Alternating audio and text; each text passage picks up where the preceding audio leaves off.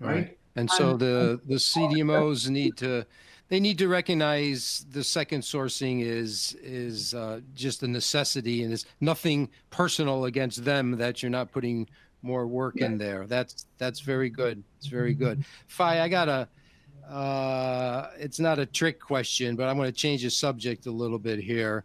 And if you can't think of an example, it's fine. But what's the strangest or kind of most unexpected reason you've ever had to get rid of a CDMO, or you've ever had to bring on a second CDMO?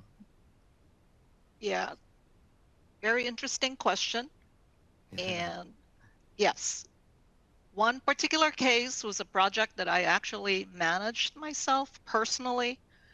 And when a CDMO after tech transfer, and by the way, most of what I'm talking about is really on clinical projects. I don't have any experience with commercial projects, which I think both Lynn and Manny are talking about. So from the clinical project perspective, and for the sake of small biotech folks that are attending this panel discussion, so that particular CDMO, we had tech transferred a process, and they were able to repeat it during the tech transfer, making an engineering batch. But then when they got to make the GMP batch, and by the way, that is one thing that I always require, is to have an engineering batch performed, because that's where you learn. If there are any mistakes, it's easy to fix at the engineering batch stage. Once you go into GMP production, the investigation that follows when there's failure is just humongous. So, okay, engineering batch work, we're ready to go. When they started making the GMP batch, they failed. The first failure was a contamination. So, we always check the CDMO that we go to, what's your failure rate? And, that's part of prerequisite or parameter for outsourcing to that CDMO. So we didn't expect any to fail, and it did fail by contamination.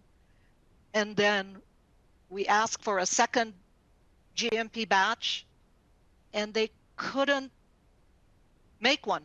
There were many failures during the actual process, and I'm not going to go into details other than somebody forgot to plug in the right gas or whatever. So you don't have a choice but to transfer it to another CDMO.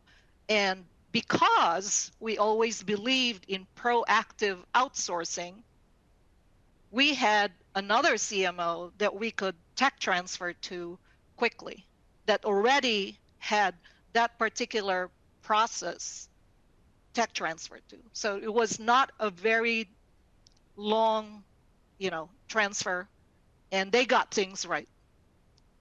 So yeah, I'm always into redundancy and proactive outsourcing, although it is hard to talk to some CDMOs when they know that we're auditing them, we're visiting them, but there's no real project in mind yet. So I have to negotiate with them often. So that's an example, Louis.